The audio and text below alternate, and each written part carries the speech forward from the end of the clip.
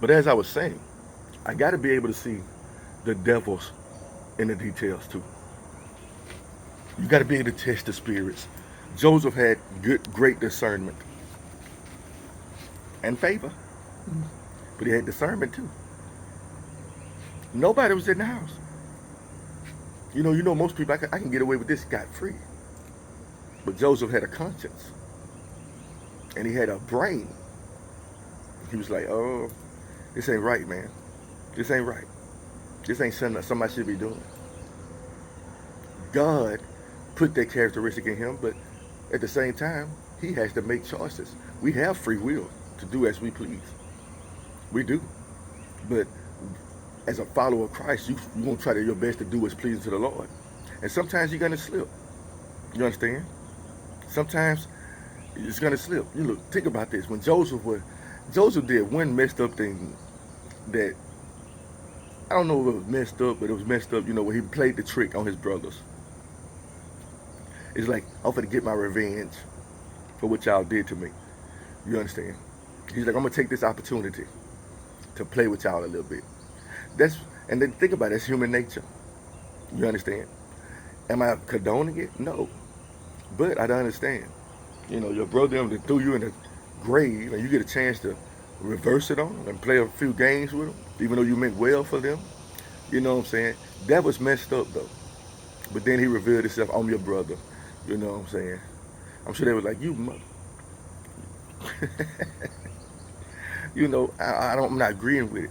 But the thing is, we human beings. You got to be able to see the God and your human characteristics too. We don't always do the things that's pleasing to the Lord. But you see, he could have did worse than that. He could have had his brothers killed. He could have had them set up as spies and murderers, but he didn't. You know what I'm saying? I don't know the point behind why he did it, but I'm telling you, it's human nature. I got power now. I'm going to play with y'all. But I'm going to help you. You understand? The Lord ain't going to let me go too far. You understand? But favor. And remember, favor is not just about you. It's about everybody. You see, if you can manage something well, right? God's looking for leaders who can manage well, who's not going to look out for his own welfare, but also for the welfare of the others and whatever he put. You see, he looked out for the welfare of his master's house, even to his own demotion, and got thrown in prison. He knew that if he slept with this woman, he would destroy this house. You understand? And he did it. You understand? You see, a lot of y'all don't look at things like that. Well, if I don't do it, people got a saying, if I don't do it, somebody else will. Well, don't be the fool to do it. Let somebody else do it. Another story, same job. Hey, I was married at the time. Woman, her husband get thrown in jail. Hey, you want to go here with me? I want somebody who got as much to lose as I got to lose. I was like, I can't do it. No, I'm not doing it. And after that, I made an enemy by saying no. I made an enemy. I told you it was two at the job, and both of them were gunning for me after that. And then after that, I knew they was gunning for me at the job, so I come to the one woman who propositioned me. I said, hey, be careful. I said, you're next. I said, they're coming after you next. You understand? And guess what? Lo and behold, probably a week later, after they used her to fire me, she was fired. You see, man, you got to pay attention, people. Some people you don't need to mess with. You understand? Especially God's anointed. They never really talked about any consequences behind Potiphar. I think he just did what any man would do. I think it was the right thing to do, not to throw him in prison, but at least to be like, hey, man, you can't work for me no more. You understand? But him to defend his wife's honor, he threw him in jail. And I'm sure he was hurt by that. Because Joseph did well for him.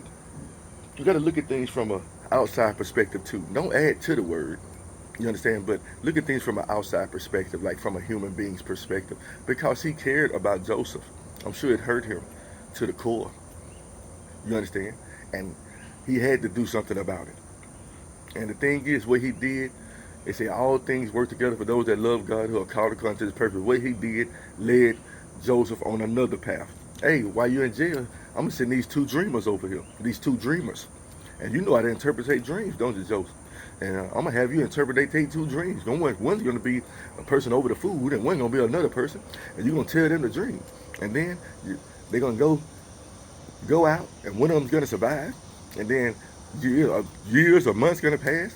And then he's going to remember you. He'll be like, you know what? I know somebody. I know somebody who can interpret dreams. And guess what? His name's Joseph.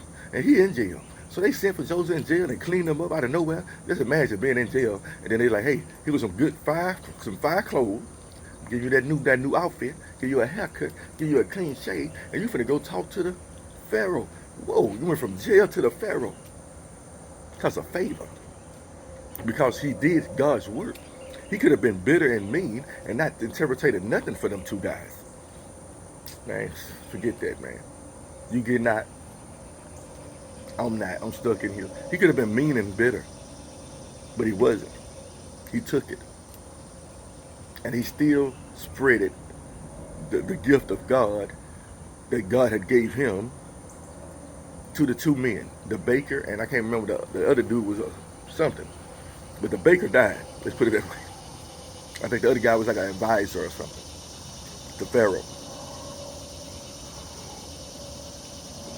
You see what's the problem with a lot of y'all are? Is even though when you go through hard times, you forget to do one important thing. Stay the course. How can I stay the course if I'm going through hard times? Continue to do what God called you to do. Whatever that may be. It's very simple. You know. Oh, I lost my job. Does that mean stop ministering? Oh, I lost my family. Does it mean stop spreading the gospel? No. God is looking for strong men and women. Not women, people who are willing to just give up after every time they go through. You know what I'm saying when I say give up? That means just don't even talk about God no more. Just don't even utilize your gift no more that he's given you. You know how you stay favored? You keep doing what you are called to do, no matter what the situation may bring. You see, Paul and Peter and them, they taught in the prisons too. They didn't just stop because they were in prison. Oh man, I'm in jail. I give up. I'm not going to talk about the gospel anymore. Most of the letters in the Bible were written from men when they were in prison. Still encouraging other people. And they going through hardships themselves. Still got time to reach out to somebody in a letter. Hey, keep the faith.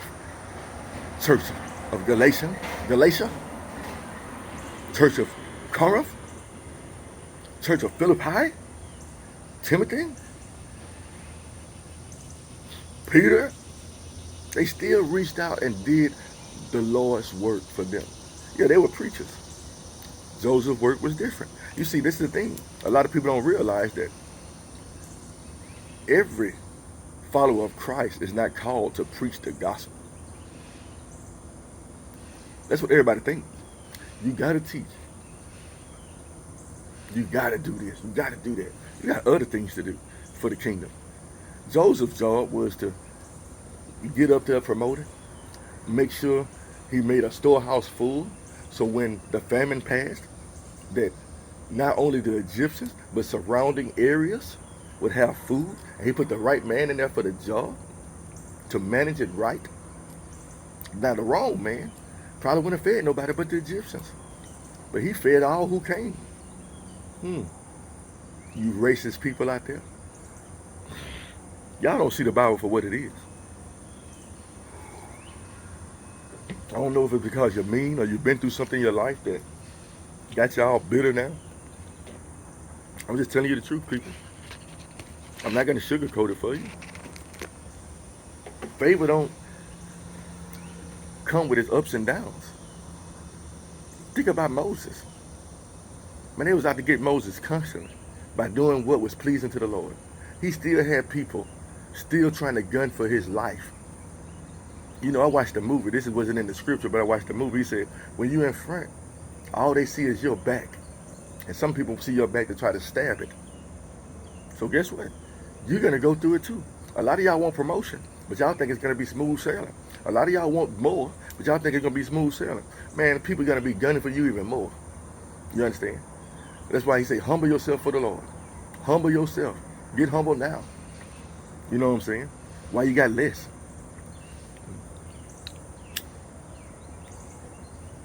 And do what you called to do. Don't be like the unfaithful servant. Hey, I'm going to give you a coin. I'm going to give you 2 coins. And I'm going to give you 3. The unfaithful servant buried his. I gave you a gift and you don't even utilize it. I'm going to take what you got and give it to the other man. You unfaithful servant. Then I'm going to kick you out. I knew you was what he said, basically I knew you was mean, a mean type leader. Well, if you knew that, when you have done better, I know I'm supposed to fear the Lord, right? And you know too. So guess what?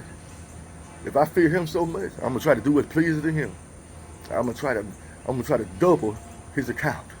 I'm trying to, like a lot of people want promotion, but you ain't trying to make your job no more prosperous. You're just trying to make sure your account gets fatter. You know why God is promoting you? So you can make his account fat. Give that person the great best job they ever had. You understand? As far as what you do, you understand? You're a carpenter, right? He wants you to do great carpentry work. He wants you to do shoddy work. I had my job, our roof was blown out like last year. I mean, what, the year before last, when that storm hit. And we called in different contractors to do the roof. So we picked one, and that's the thing. This man was talking about God, God-fearing. You know, I could feel it on him, but it was always something about him. Because I could tell a nice, nasty person through my discernment. Just because you say, Lord, Lord, I can see through a lot of things. But it took him kind of forever to fix the roof, right? Every time he would come, he would come by himself. And then when he finally finished it, he brought in a crew and they rushed it and they finished it in a few days, right? All right, so months passed. A wind gust come and knocked that part of the roof that he fixed out. And then he's like, it ain't my fault. Whose fault is it? You understand? Just because people claim to be of God and Christian, some of them sacrifice their belief system and do shoddy work for the funds. That goes for preachers too. Now, you call yourself a man of God. Now you're going to get a bad review. Now you're going to be like, even though the insurance company said, hey, it was his fault. You know, maybe he'll learn from this. Next time I won't cut corners when I'm replacing a roof for somebody paying money for me. Oh, you thought because you was a Christian you was going to get a free pass. No. You finna learn from this, homie. Do good, better work. It's simple. Don't do shoddy work. Stay the course. Do what you're supposed to do. You want to continue in the favor. And the thing is, I'm not saying the roofer is going to be condemned. I'm saying if he learns from this, he won't make that mistake again.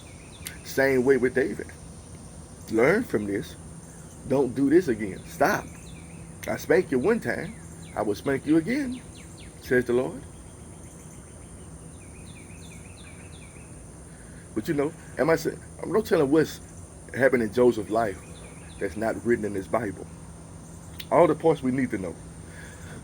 Now we can try to fill in the blanks because we are human and we want to know the whole story. But the part of the story that's in here is what you need to hear. And it still shows that even every man faced, he said Elias was a man of like passions as us. But yet he prayed that it wouldn't rain for 3.5 months. And it didn't rain. And then he prayed that it would rain and it rained. Why did he say a man with like passions as us? He was a human being with flaws and good things about him, just like us. But he had kept the faith. And his faith caused it not to rain on earth, on that area, for 3.5 years. Think about it, people. Stay the course. God knows you're a man. God knows you're a woman. He knows what you're going to face as a woman. He knows what you're going to face as a man. You understand? You want to do what's pleasing to the Lord. not what grieves his heart. You see, David did what grieved God's heart. God had to send a message to them. Hey, man, let me tell you a story. There's a man who had a little fine one rope, man.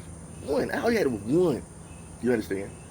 Then another man, he had anything he had. But the other man with the most, he wanted to take the other man, and that's all he had. Who is this man? You. You, the man, David. Stop misusing your power. Y'all ain't get there, huh? Stop misusing your power. Just because you're king, I mean, you can do as you want. You know what I mean? You can come out here and just sleep with other people's wives and send somebody to their death, and you think I'm not going to do something because you're favored by me? You're going to face the worst condemnation. I'm going to punish you even harder than a person who don't know me. Why? Because you know me. You know what I'm about. You see, y'all better look at these stories from your life perspective.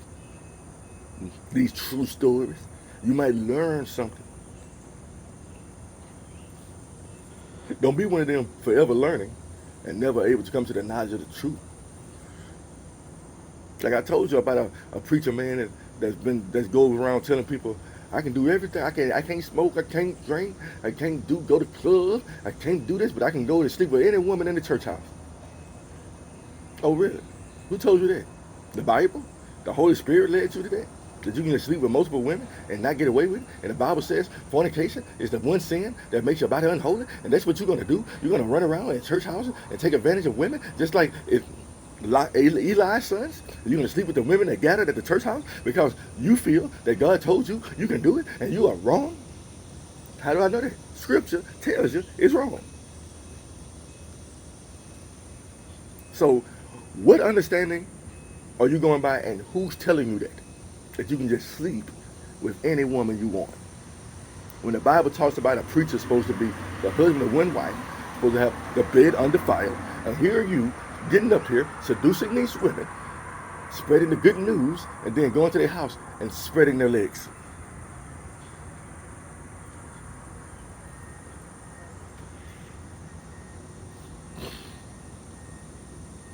I'm telling you, boy, a false teacher will destroy a place. This man might work for the devil. And the thing is, he came to my job and preached to me with some good, wholesome words. But all I could hear is this. All I could see when I looked at him was womanizer. Some of the words he was saying were great, and I took them. But all I saw was womanizer. A man that likes to take advantage of women. And he finna use God's gift to do so. You piece of crap. Fuck it. You piece of shit. You.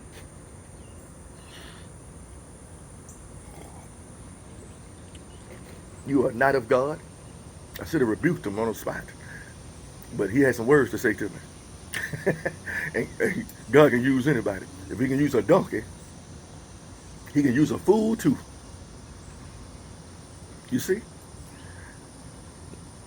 I could have said something. But what he was saying was spirit-led. Do I agree with his lifestyle?